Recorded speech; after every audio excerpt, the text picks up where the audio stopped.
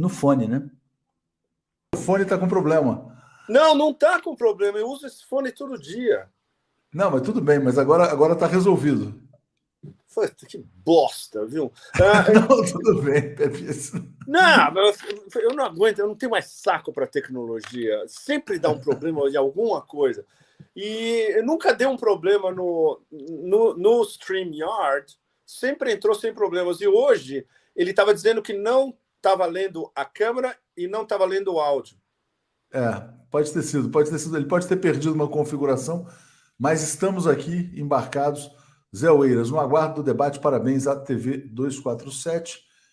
Vamos seguir aqui também. Muita informação, diz Ana Petri.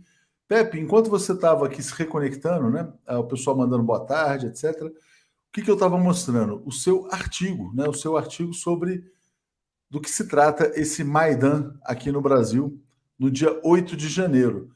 Queria colocar na tela e te passar a palavra para já fazer, pedindo perdão aqui ao público pelos contratempos, mas estamos aqui. Você escreveu Como a CIA montou uma Maidan no Brasil. Diga, Pepe. Bom, posso fazer um flashback antes de começar? Claro. Considerando que eu estou puto com essa merda de StreamYard, desculpe. Não. Anyway, primeiro, desculpas a vocês todos por esse abacaxi tecnológico que nunca aconteceu entre nós, né? Sempre funciona perfeitamente, e hoje não. E logo num dia importante. Segunda coisa, obrigado a todo mundo pela recepção lindíssima que eu tive em São Paulo e no Rio de Janeiro. Foi absolutamente sensacional. Eu fiquei muito tocado. Foi muito, muito, muito legal. E eu aprendi muito. Eu aprendi muito pelas perguntas. Eu aprendi muito do que eu vi em São Paulo e no Rio. E, infelizmente, eu saí do Brasil com uma série de dúvidas e com medo de que algo barra pesada fosse acontecer logo. E aconteceu. Né? Eu saí do Brasil há um mês, mais ou menos.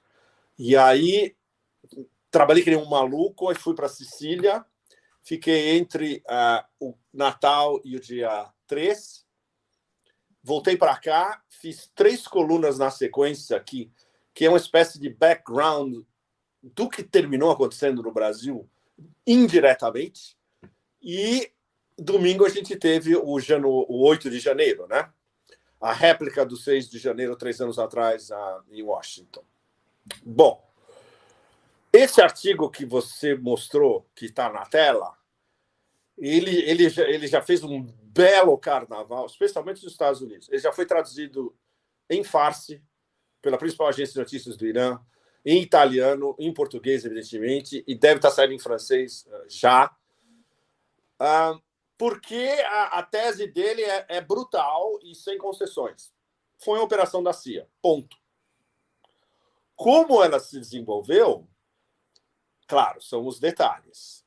A informação, a confirmação, eu tive da minha melhor fonte do Deep State entre Washington e Nova York, que eu cultivo há anos, desde quando eu morava em Washington. Eu tive confirmações secundárias também, e outras confirmações paralelas, por exemplo, do exame pelo US Cyber Command, o comando de cyberspace americano em Fort Gordon, que estava tracking chatter, como eles dizem, conversas da CIA no Brasil, de agentes infiltrados da CIA, há meses antes da eleição do ano passado. Ou seja, a CIA mandou como agentes infiltrados para o Brasil, pelas melhores estimativas, pelo menos 500, se não de 500 a 800 a 900, espalhados pelo Brasil inteiro. Com um programa, e aí é que entra a complicação da história toda. Porque não existe uma CIA monolítica. São vários silos dentro da CIA e várias facções em guerra dentro da CIA, como tem no Pentágono, como tem no Departamento de Estado, como às vezes tem dentro de uma administração específica no Conselho de Segurança Nacional, onde eles têm pega para capar nas reuniões do Conselho de Segurança Nacional. Por exemplo, eu acho que isso não tem agora na administração do leitor de teleprompters, porque todos são da mesma facção, que é a facção Obama-Biden, essencialmente. Muito mais do que a facção Hillary, que era a que controlava anteriormente. Então, todos os que estão lá no Conselho de Segurança Nacional foram apontados ou são da liderança democrata ou fazem parte da facção dominante que controla o Partido Democrata, que é a facção Obama-Biden, onde entra toda essa laia que vocês no Brasil agora já conhecem de ponta cabeça, Jake Sullivan, Tony Blinken, Victoria Nuland, Wendy Sherman, todo esse povo.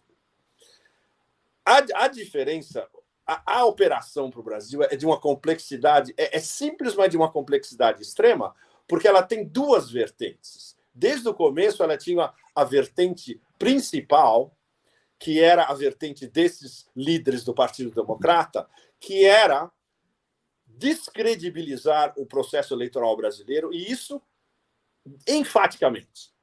De que maneira? Mostrando que a única maneira onde o único jeito do Lula ganhar essa eleição seria por fraude. Mas para quem eles queriam demonstrar isso? Para o campo oposto, para os bolsonaristas e para fazer a ligação do bolsonarismo com o trumpismo. Porque o principal interesse dessa facção controlada pelos democratas da CIA não é o Brasil em si, era fazer uma ligação direta entre Bolsonaro e Trump. Por isso é que a explicação principal de organizar o 8 de janeiro no Brasil como um espelho do 6 de janeiro, há 3 anos atrás, em Washington. Eles são eventos diretamente conectados e organizados ou desorganizados da mesma maneira. Com várias diferenças, evidentemente.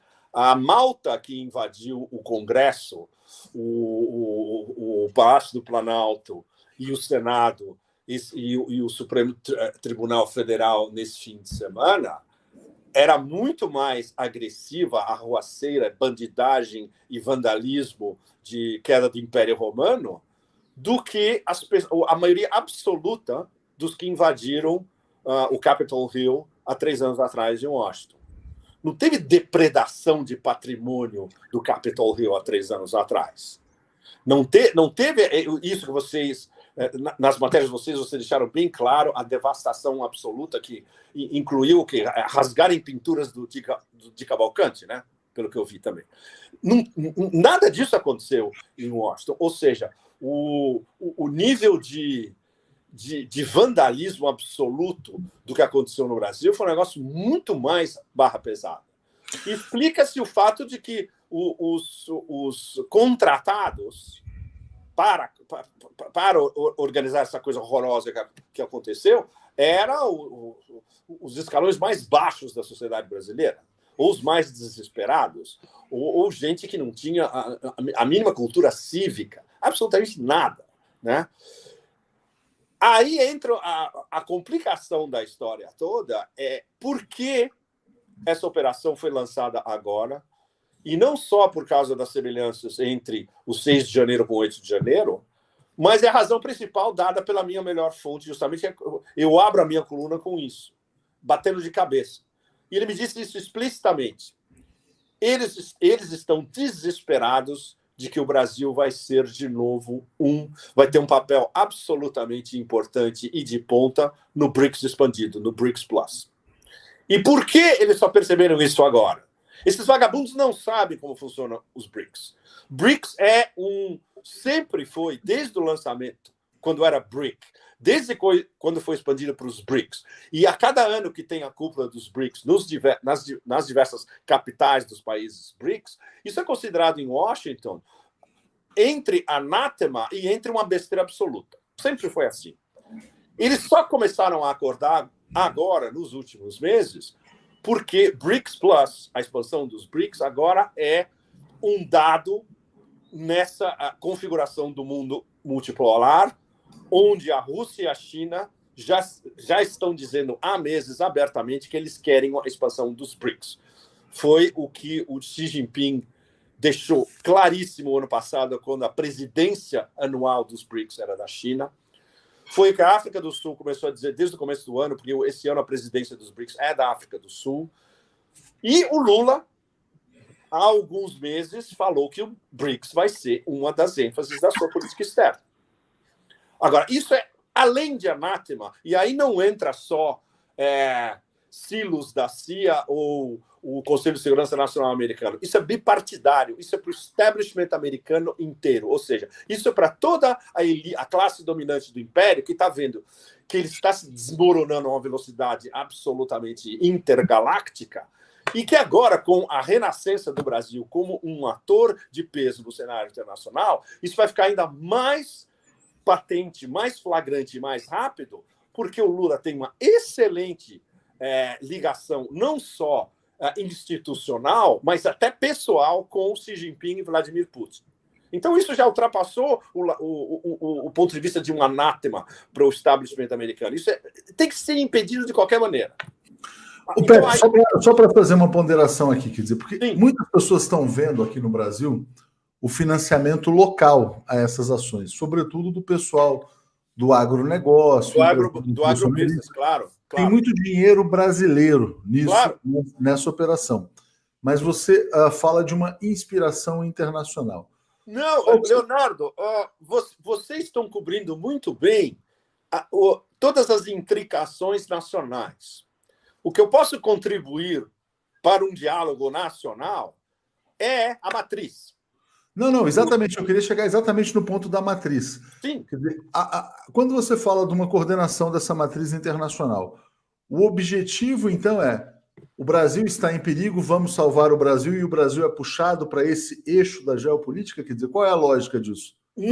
Aí é que está, Leonardo.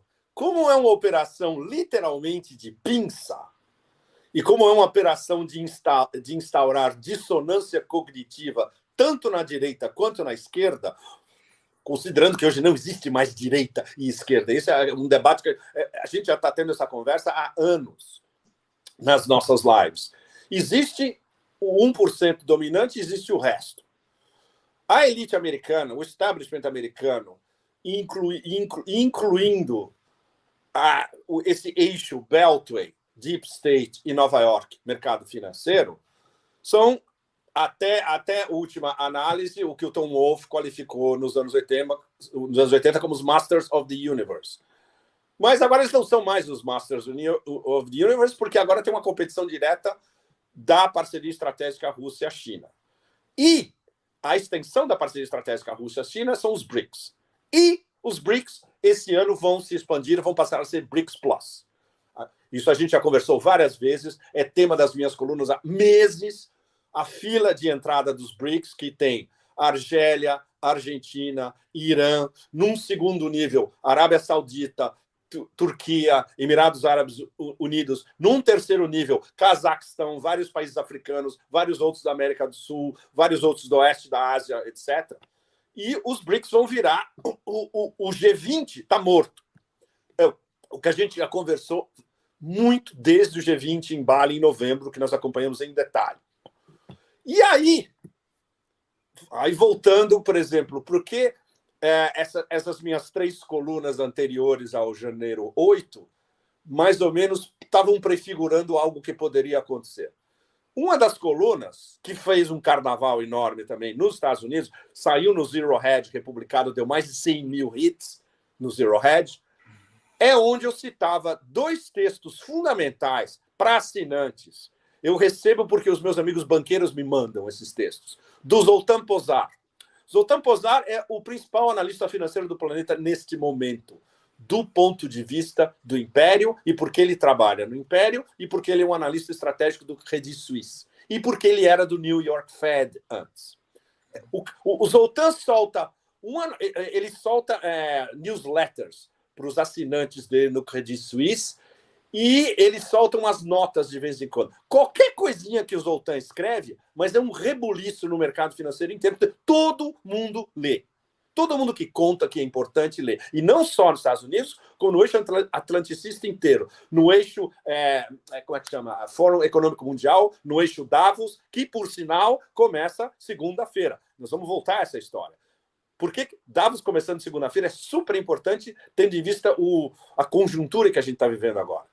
O Zoltán soltou 2 textos, onde eu dou o link na minha coluna, um do dia 27 de dezembro e outro dia 29 de dezembro, que fizeram um carnaval extremo, especialmente por causa de uma afirmação que ele fez, quase casual, mas que era uma bomba absoluta, que ele viu que era uma bomba e ele inclusive, deu um toque ligeiramente sarcástico e irônico para abrandar. Ele estava basicamente dizendo que o futuro não é do G20. O futuro vai ser do... Isso é a definição dele, do G7 do Oriente. E sabe o que é o G7 do Oriente? É o G5 dos BRICS. E ele disse, como vai ter novos entrandos esse ano, por razões, como é que chama? Eu decidi arredondar por mim mesmo. Isso nas palavras dele. Eu achei isso de uma inteligência, de uma delicadeza e de uma finesse extrema. Então ele escreveu G7 do Oriente.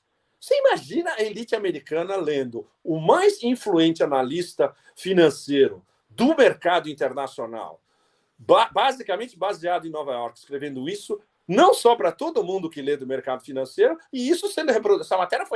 Essa matéria, quem falou sobre isso? No Zero Hedge, o próprio Zero Hedge deu um resumo disso, e estava atrás do paywall deles, ou seja, pago. Um monte de gente pagou o paywall só para ler esse report do Zoltan. Pepe, deixa eu só te fazer uma pergunta que eu acho que é bem interessante, pegando como gancho, assim, quando o Beraldi fala assim, o que levaria Biden a apoiar o golpe? E você falou, não é mais uma questão de direita e esquerda, é um 1% contra o resto, né? Bom, quando se estabelece essa conexão, 6 de janeiro do Trump com 8 de janeiro do Bolsonaro, né? E que a gente trata como terrorismo, e o Biden condena tal. Todo mundo condenou. Não, todo mundo condena. Não, só para formular, o que eu quero te perguntar é o seguinte: quando a gente fica vendo Steve Bannon, todas essas pessoas que estão lá nos Estados Unidos, os brasileiros que estão lá, né, agindo, e principalmente o Bannon, né? Se está claro que há uma conexão, que isso é uma desestabilização, terrorismo, etc. e tal, por que essa direita terrorista não está presa nos Estados Unidos?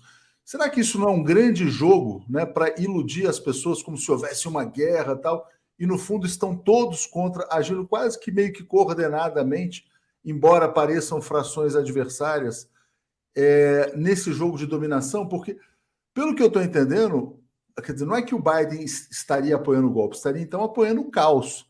Apoia o caos no Brasil e depois do caos vai vir uma solução, uma nova ordem, né? Vamos avançar. Leonardo, você acabou de dar a resposta à sua pergunta. Você resumiu a resposta, que eu posso ficar 10 horas falando, é a estratégia do caos. O que o Império do Caos faz? É dividir e reinar. A única coisa que o Império aprendeu do Império Romano e dos britânicos é dividir e reinar. Eles não sabem fazer outra coisa. Para você impor dividir e reinar, você tem que impor um caos onde não se sabe mais moralmente, eticamente e politicamente o que está de um lado e o que está do outro, quem tem razão e quem não tem, e especialmente instaurar uma dissonância cognitiva pelo espectro inteiro. E isso, eu diria que é a única coisa que a CIA sabe fazer bem. A CIA, como uma agência de inteligência e de interferência, é uma merda. Eu já vi a CIA trabalhando pela Eurásia inteira. Agora, a CIA, como promovendo instâncias de caos e desestabilizando um país por dentro, jogando facções umas contra as outras, jogando partidos políticos uns contra os outros, é a única coisa que eles sabem fazer bem, porque eles têm uma experiência de 70 anos fazendo isso.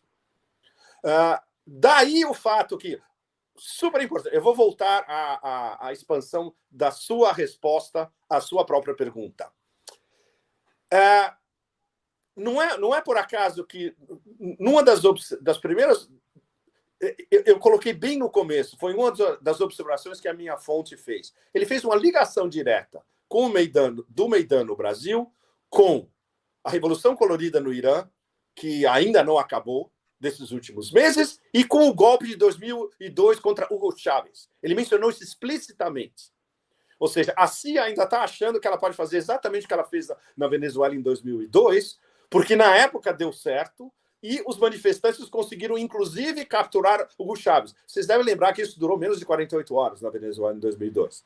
Mas, do ponto de vista da CIA, deu certo. No Irã, o que eles estão tentando fazer no Irã over and over again? É sempre a mesma história. Eles pegam como é que chama? Uma facção que está fazendo reivindicações mais ou menos plausíveis. Nesse caso, uma menina curda foi assassinada pelos serviços de segurança iranianos. Mentira! Porque eles mesmos disseram que ela teve um ataque dentro de uma delegacia. Eles explodem esse negócio com os agentes infiltrados, e aí a gente volta aos 500, 700, 800 ou 900 mandados pela CIA há meses atrás, antes da eleição no Brasil, em diversos níveis e em diversas, como é que chama, redes sociais especialmente, onde a CIA tem uma extrema capacidade de mobilizar por redes sociais, porque eles conhecem todos os truques de mobilizar gente por redes sociais.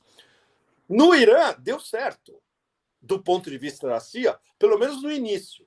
Depois que os serviços de inteligência iranianos conseguiram apontar exatamente de onde estava vindo essas, como é que chama, essas mobilizações e militância via redes sociais, o negócio começou a afundar diretamente e hoje está praticamente debelado.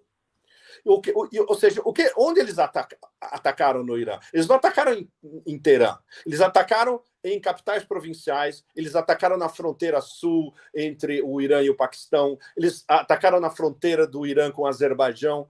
No Brasil foi um negócio muito mais barra pesada, porque eles foram na sede do poder.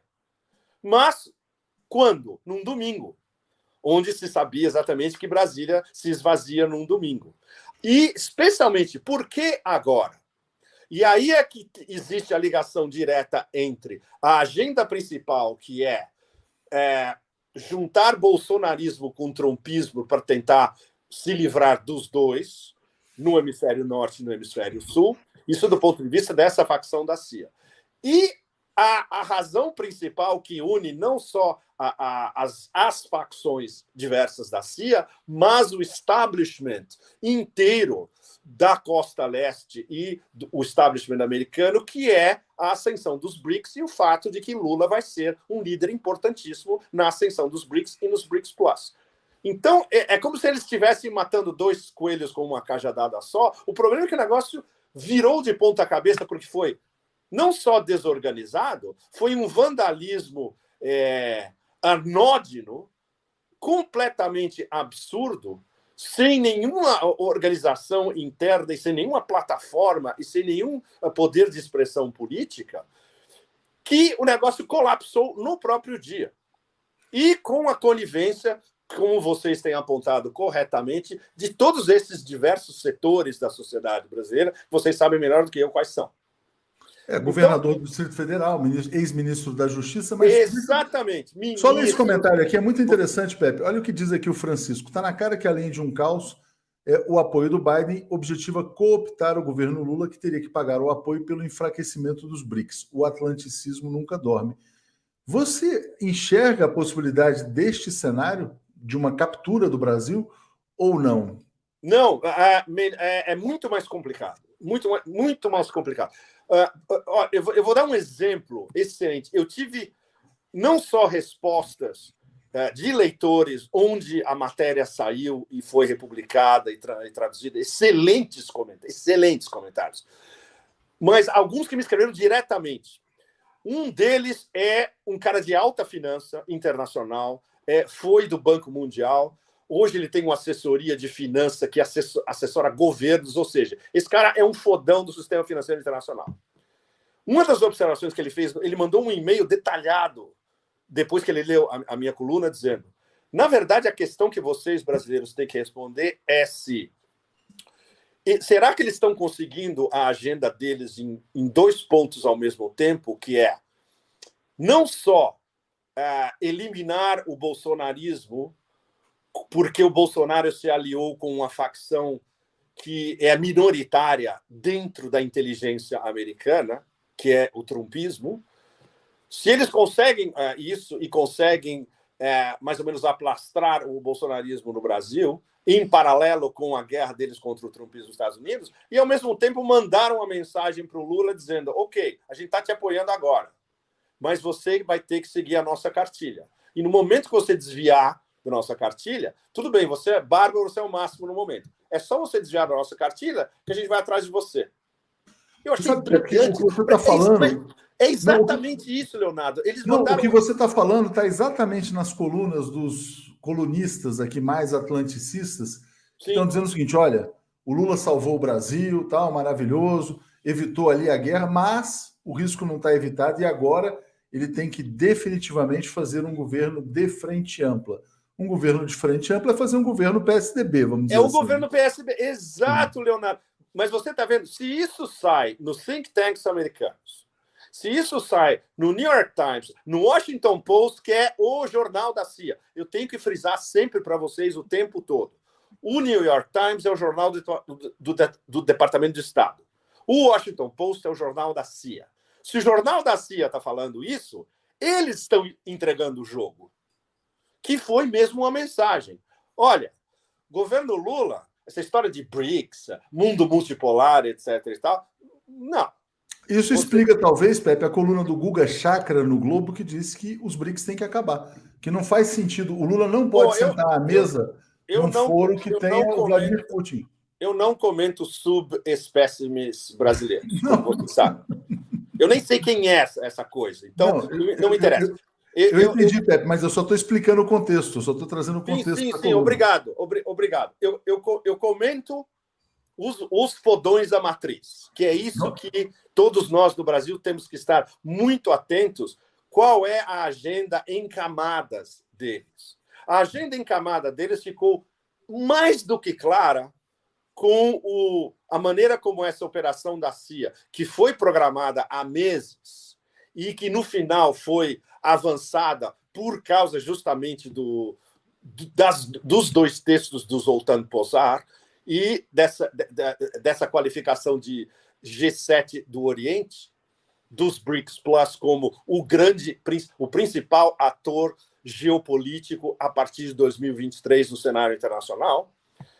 Então, as duas agendas superpostas e entrecruzadas da CIA e do establishment se entrecruzaram e, no momento, o resultado para eles é o melhor possível, porque eles têm uma vilificação, eu diria, inclusive, correta do bolsonarismo extremo pelos brasileiros, o que tem absolutamente tudo a ver, uma vilificação do bolsonarismo a nível internacional, não só entre o NATO-stan, o OTANistão, mas vindo do resto do planeta também, e vindo da Rússia e da China.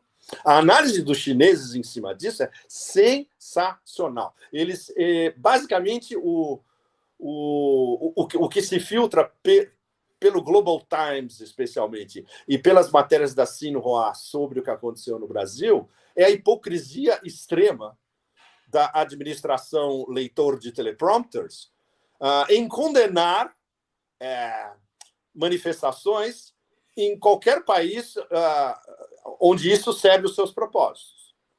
Mas, no caso, no Brasil. Mas em países onde eles querem uma revolução colorida, por exemplo, eles apoiam irrestritamente, ainda que aconteça exatamente o que aconteceu no Brasil. E o principal exemplo foi 2014, Maidan, na Ucrânia. Então, os chineses são excelentes para detectar a hipocrisia, né? Eles têm hipocrisia metrômetro. Boa. Hipocrisia meter, né? Uma coisa assim. Mas, Pepe, olha só, interessante, né? Quando você fala, bom, tudo isso faz parte de um plano maior, tal, o objetivo é atrair o Brasil para essa órbita, ou pelo menos não permitir que ele participe do G7 do Oriente. As pessoas que embarcam nessa, vou dar um exemplo, esse cara foi ministro da Justiça do Bolsonaro, ele vai chegar amanhã ao Brasil para ser preso. O que leva, por exemplo, as pessoas que estavam do lado do bolsotrumpismo a aderir a um plano que tinha tudo para dar errado, como deu errado, e que vai colocá-los na cadeia? Você sabe que elites compradoras, primeiro de tudo, o QI não é muito acima da temperatura ambiente, a maior parte deles, né? Número 1. Mas será que eles foram levados a crer que poderia dar certo? Exato, claro. Segundo, o poder de persuasão dos mecanismos do império tanto por mensagens diretas quanto mensagens indiretas, quanto, por exemplo, aquelas famosas viagens das elites subalternas e dos vassalos à matriz, onde eles são tratados muito bem e onde os representantes do Império passam todas as mensagens subliminares de rigor, como ninguém sabe fazer melhor do que eles. Claro, eles acreditam no seu próprio jogo, assim como, para fazer uma analogia direta, o que o meu amigo Ray McGovern, da CIA também, mas essa é uma das minhas fontes que são públicas. Então, nós jornalistas que acompanhamos o Washington, nós temos fontes onde nós temos um acordo de cavalheiros, onde os nomes nunca podem ser divulgados, e temos os nossos amigos que eram ex-Deep State, como o Ray McGovern, o Phil Giraldi, o Scott Bennett, o Scott Ritter, que fez parte ele era Marine, ele fazia parte foi inspetor da ONU, etc., e depois virou vazador. Esses são figuras públicas. E aí eles entram no debate, na conversa, podem ser citados, etc. e tal. Oh, shit, me perdi, Leonardo. Não, você falava exatamente. Eu estava falando do ministro do Bolsonaro que vai para a cadeia. Ele vai para a cadeia amanhã. Ele acreditou no jogo e vai se dar mal. Né? Não, esse é um que acreditou plenamente nas promessas que ele deve ter recebido, inclusive, de viva voz, né, do Império, e agora vai voltar para ser presa. Maravilhoso caso. Infelizmente, isso não acontece com a maior parte deles, e talvez inclusive, com a cúpula brasileira, das elites compradores brasileiras que organizaram o que aconteceu no dia 8 de janeiro, que muitos deles provavelmente não vão parar na cadeia, infelizmente. E é isso que acontece em golpes similares em outros países do sul global. Por exemplo, exatamente isso que eu ia te perguntar, Pepe, sobre o destino do Bolsonaro. Porque a Lívia fala assim, olha, essa explicação não tem explicação à teoria, porque senão o Bolsonaro teria que ter sido feito de idiota. Ele pode ser um idiota, talvez ele já seja um idiota. Bom, mas pode ser que ele escape também, tem essa possibilidade. Leonardo, o idiotômetro aplicado ao Bolsonaro é uma ciência ainda extremamente imprecisa, né? Mas é inclusive plausível que ele estivesse apenas olhando de longe tudo isso, sem nenhuma intervenção direta. É extremamente plausível. E isso foi organizado a uma escala, digamos, capilar e orgânica a níveis muito mais baixos, o que explica, inclusive, o nível baixíssimo de quem foi a Brasília no 8 de janeiro. Não, ele poderia ter conhecimento, né? Talvez ele poderia ter conhecimento e, obviamente, por omissão total, não falou nada a respeito. Sim, isso, sem dúvida nenhuma. Mas, claro, tudo isso são cenários plausíveis. O principal cenário é os mandantes brasileiros das elites compradoras vão ser todos identificados e vão todos parar na cadeia? E isso é a resposta que a sociedade brasileira vai querer. Sem dúvida nenhuma. Não há a menor dúvida a respeito sobre inclusive os militares. Aliás, inclusive, eu queria fazer um parêntese aqui. Só um parêntese. Eu fui à posse do presidente Lula e cheguei no dia 1º no Itamaraty, né? E eu queria só compartilhar isso com você e com o público, né? Sim. Vários diplomatas me procuraram, falaram: eu assisto você com o Pepe. Você tem uma audiência entre diplomatas brasileiros bastante alta e bastante qualificada. Então, e foi muito interessante porque esses dias em Brasília, tudo perfeito, na mais perfeita ordem. Eu mesmo fiquei impressionado com a segurança. Falei, caramba, depois de todo esse terrorismo, dá tudo certo na posse. Aí uma semana depois acontece isso. Tudo muito estranho, né? Por que não aconteceu nada na posse e aconteceu uma semana depois? Pois é, Leonardo, eu tenho uma pergunta. Eu tenho uma pergunta para você sobre isso. Pode ser? Pode. Uma das minhas primeiras reações, entre espanto e raiva, na verdade, para mim era domingo à noite, bem tarde da noite, quando aconteceu. Uma das primeiras coisas que eu pensei, mas como é que esse novo governo não tem inteligência para prevenir um negócio desse? Eu só fui entender isso depois, porque o novo governo Lula não estava dominando todos os setores da Intel brasileira. É muito cedo ainda. né? Não, porque na verdade a inteligência está em poder dos militares. Quer dizer, então Exatamente, A exatamente. BIM, GSI. Agora a discussão é exatamente tirar o aparato de inteligência Sim. do poder militar. Tem muita gente intrigada, eu deixei essa pergunta aqui na tela, né? Hum, Sobre o Glenn, né? Porque o Glenn ele teve um papel muito importante na liberdade do Lula, com Vaza Jato, aquela coisa toda, tal, no é. Intercept. Aí ele sai do Intercept. E aí ele apareceu nas redes sociais logo depois desse episódio criticando duramente o Alexandre de Moraes, que é o ministro que está botando para quebrar, prendendo todo mundo, toda a extrema direita aqui no Brasil. E Sim. o Glenn passou a ser muito questionado pelos jornalistas brasileiros, até o Chico Pinheiro, né? Falou, qual é a tua, Glenn? Né?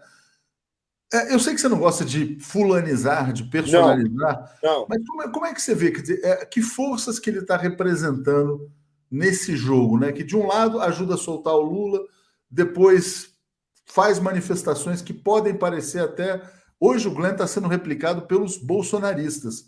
E aí algumas pessoas dizem, mas é um jogo duplo. Os bolsonaristas estão usando o Glenn para defender, entre aspas, as liberdades. E eu acho que tudo isso contribui para o que você chamou de dissonância cognitiva geral. Ninguém Exatamente. mais sabe se o Glenn está com a esquerda, se está Sim, com a direita, se está com sim. a extrema-direita. Qual é a lógica? É um agente duplo. É uma acusação extremamente grave. Se ele tivesse coragem, a gente podia debater isso ao vivo, no 247. Ia ter 10 milhões de pessoas assistindo. Você sabe perfeitamente que eu detesto dar nomes e criar polêmicas com nomes no Brasil. Eu estou fora do Brasil há séculos, eu não conheço a maior parte dos atores e não me interessa. O meu jogo pesado é aqui, o eixo Otanistão, Eurásia. Há alguns, quando? Há 3 anos atrás, o Glenn e eu temos vários amigos comuns, especialmente em Washington e Nova York, embora a gente nunca tenha se encontrado pessoalmente.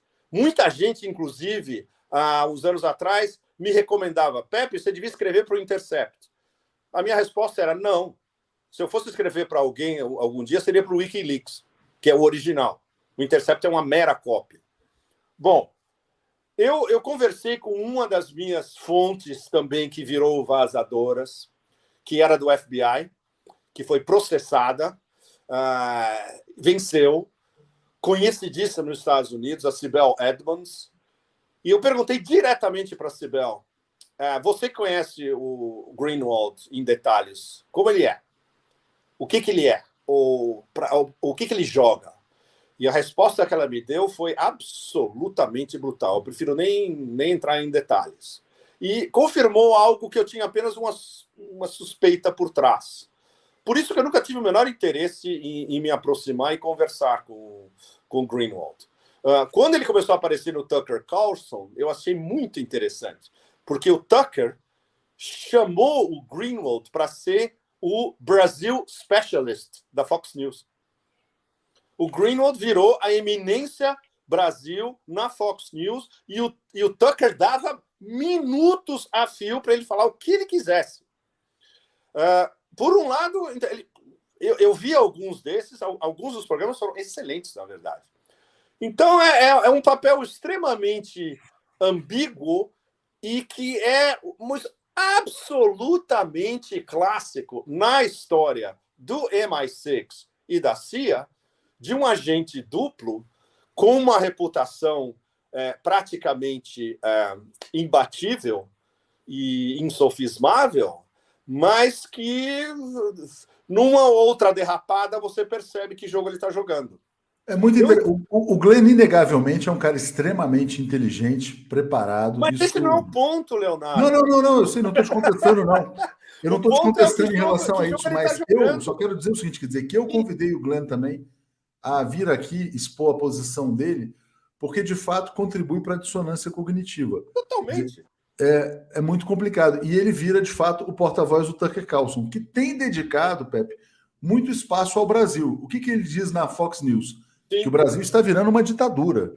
O Brasil está virando uma ditadura com o ministro do Supremo Tribunal, com superpoderes, prendendo velhinhas indefesas, prendendo senhores, cidadãos de bem que só defendem a pátria contra a dominação chinesa, coisas desse tipo. Claro. A claro. linha Claro. do Tucker, e o Tucker Carlson, embora tenha essa linha em relação ao Brasil, ele também tem falas que são muito inteligentes em outros assuntos, né? Mas Inegavelmente. Né? deixa eu dar um background para vocês que é super importante. O Tucker é muito bem educado. O Tucker é old money, educação de elite, sabe pensar, sabe ser dialético, sabe pensar ao vivo, sabe improvisar, coisa que nenhum âncora americano consegue. Ele é o único. E por isso que ele tem uma audiência enorme. É um conservador, é um republicano tradicionalista, mas a velha guarda do Partido Republicano. Ou seja, não é não é neocons e não é trumpismo. O Tucker é um remanescente daqueles velhos republicanos dos anos 50, 60. Talvez 70 no máximo. Não nixonianos, né? Se a gente falar de 70. Tradicionalistas. Por exemplo, republicanos do George Bush pai.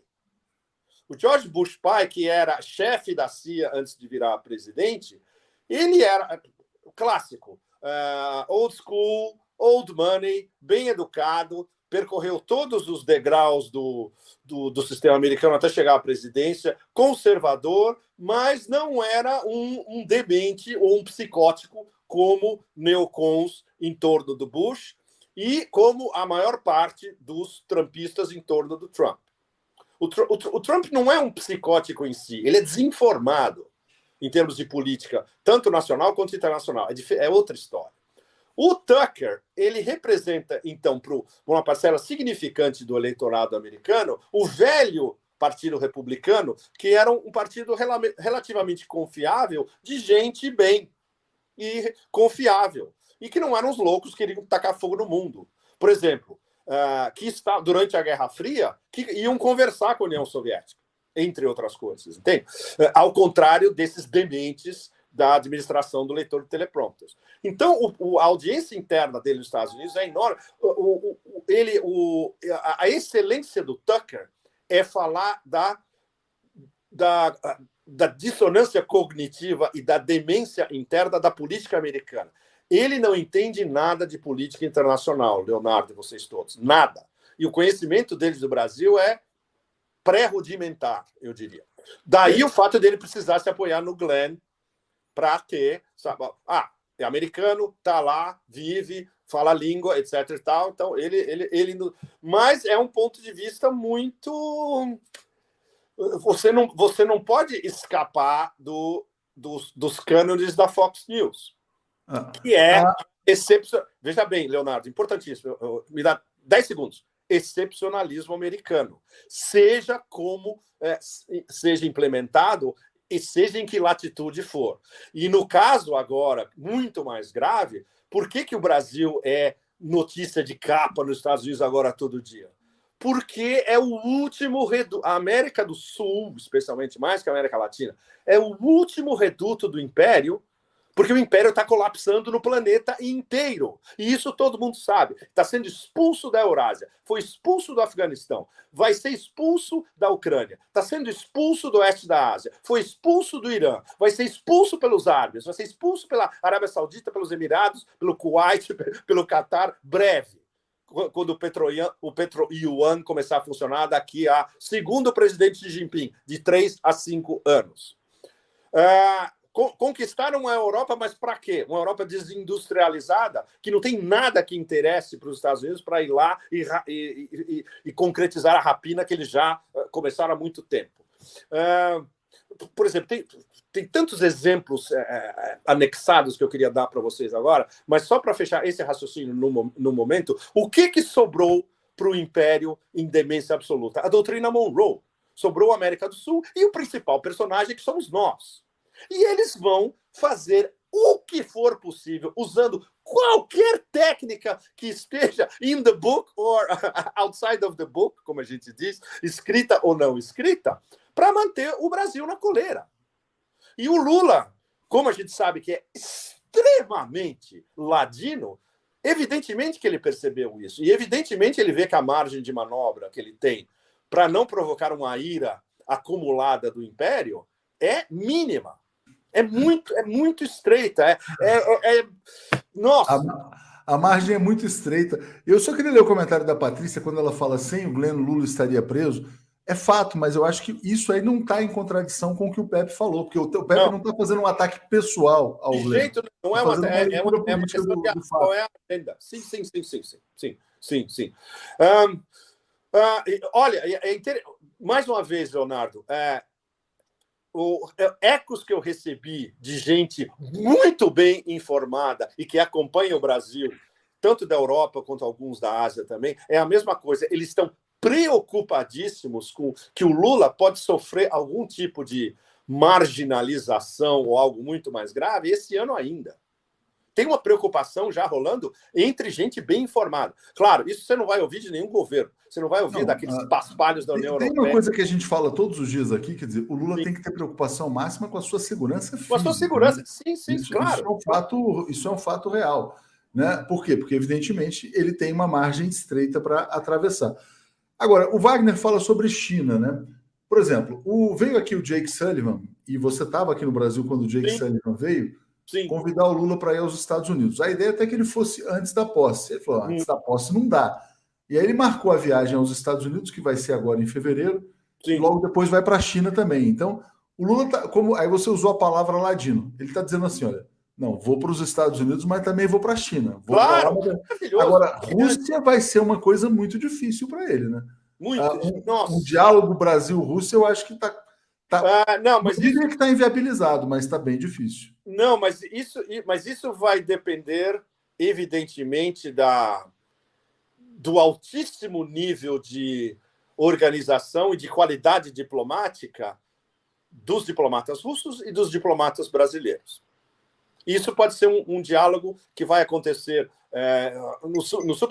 quase underground, no subterrâneo, com canais muito explícitos, com eventualmente alguns mensageiros pessoais, porque, primeiro de tudo, porque o Putin e Peskov, porta-voz do Kremlin, Medvedev, todo mundo da liderança russa, apoio irrestrito ao Lula.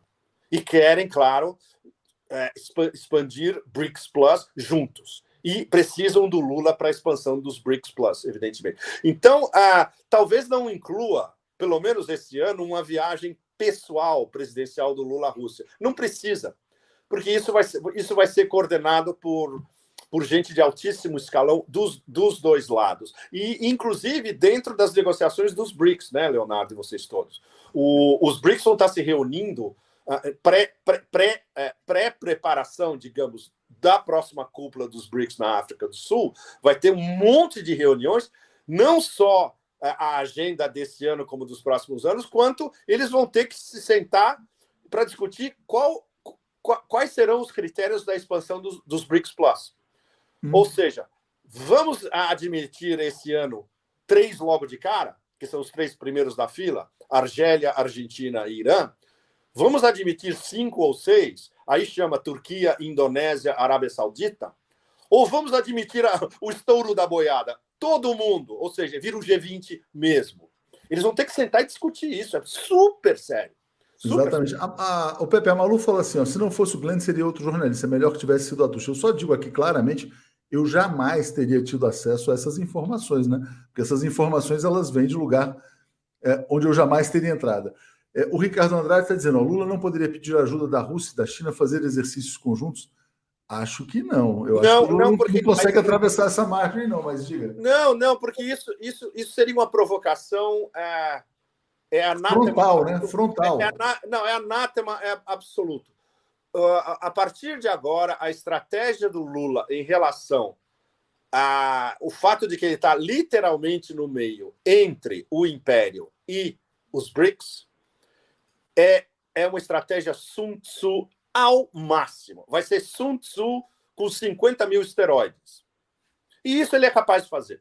Ele talvez seja o único político no mundo capaz de ter esse jogo de cintura. Ele vai estar, os seus poderes intelectuais vão ter que estar calibrados ao máximo o tempo todo para as decisões chaves, evidentemente. Mas para dar o curso desse jogo de equilíbrio, literalmente por exemplo, esse babaca do Henry Kissinger, que já devia estar morto, 100 anos, criminoso de guerra, etc. O Henry Kissinger gosta de posar como o grande estrategista do equilíbrio de potências.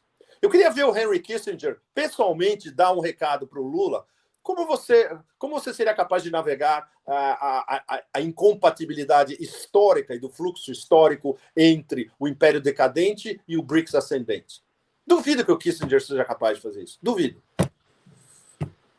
Bom, a Adriana está falando, eu quero nossos recursos, incluindo a água. Evidentemente, o Brasil é um dos países mais ricos em recursos naturais. A Malu fala assim, ué, Atucho, não era só a Manuela Dávida ter indicado você ao Delgatti, não o Glenn? Isso jamais aconteceria, Malu. Eu não posso... Porque, enfim, quer dizer, essas coisas não acontecem por acaso. Jamais teria chegado às minhas mãos algo com esse peso político, né? Então, e nem... Bom, a gente tem que ainda investigar muito sobre as origens de todas essas informações. Pepe, vamos continuar, vamos seguir aqui nesse ponto, né? Realmente essa margem estreita, você falou, o Lula tendo que ser Sun Tzu entre esses blocos.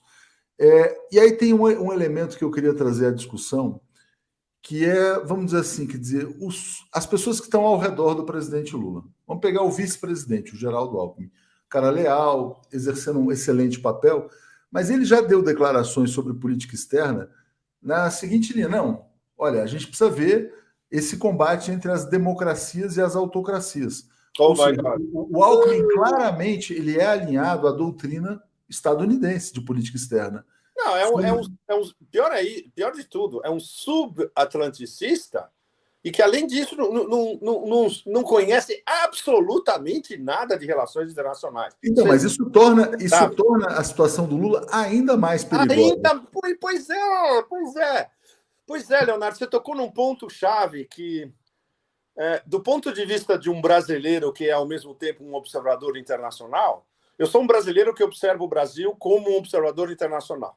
Quando eu voltei do Brasil, eu fiquei desesperado olhando quem está em torno do Lula. Sério, eu prefiro dizer isso claramente para vocês todos, para ficar bem claro. É trágico, eu diria que é trágico. Sinceramente. É duro encontrar alguém confiável por ali. Inclusive entre os ministros, né? Não sei se vocês concordam comigo ou se eu estou tendo uma leitura completamente errada.